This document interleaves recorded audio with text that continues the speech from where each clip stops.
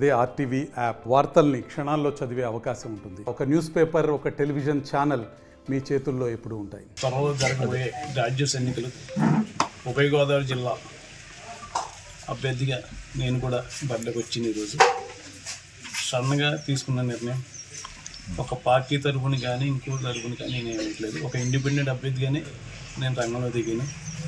నాకు అన్ని పార్టీలు మద్దతు ఉంది. వేళ టీడీపీ, జనసేన, బీజేపీ, వైసీపీ అందరూ కూడా చాలామంది ఫోన్ చేసి రవిరాజు గారిని ఉంటే బాగుంటుందని అంటుంటే నేను కూడా ఎదురుకు వచ్చాను.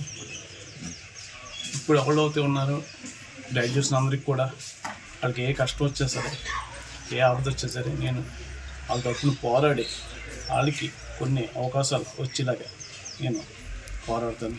అలాగే రేపు 9వ తారీఖు దాకా కూడా పొడిగించారు. ఎక్స్ట్రా కూడా రేపుతో కంప్లీట్ అనుకుని 20 తారీఖుతో లాస్ట్ అన్నారు ఓటర్ నమోదు. ఇంకా ఎవరైతే ఉన్నారో అందరూ కూడా ఓటర్ నమోదు చేసుకోవాలని కోరుతున్నాను. ఇప్పటివరకు కూడా నేను ఏ ఎన్నికల్లో నేను అయితే పోటీ చేయలేదు. ఇదే ఫస్ట్ పోటీకి రావటం కూడా. ఎప్పుడు పదవి కావాలని కానీ ఏ ప్రభుత్వం అడగలేదు.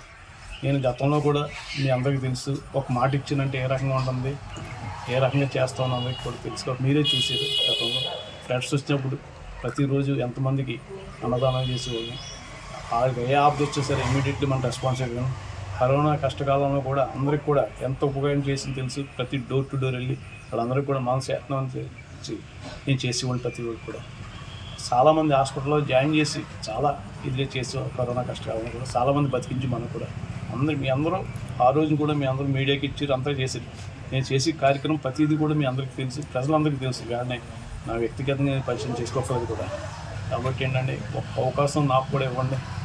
మీరందరూ కూడా నాకు ఒక పార్టీతో సంబంధం లేదు, కులంతో సంబంధం, మతంతో అందరూ నాకు సమానమే. నేను గత ప్రభుత్వంలో అధికారంలో ఉన్నా, ఇంకోటి ఉన్నా సరే అన్ని పార్టీ వాళ్ళకి చేసింది తప్ప ఓన్లీ ఒక పార్టీకి చేసిన ఎప్పుడు కూడా వెళ్ళలేదు. ఎవరికైతే కాంట్రవర్సీ కూడా చేసుకోలేదు. మరిన్ని వీడియోస్ కోసం ఛానల్ ని సబ్స్క్రైబ్ చేయండి. లేటెస్ట్ అప్డేట్స్ కోసం వాట్సాప్ ఛానల్ ని ఫాలో అవ్వండి. ఆ లింక్ డిస్క్రిప్షన్ లో ఉంది.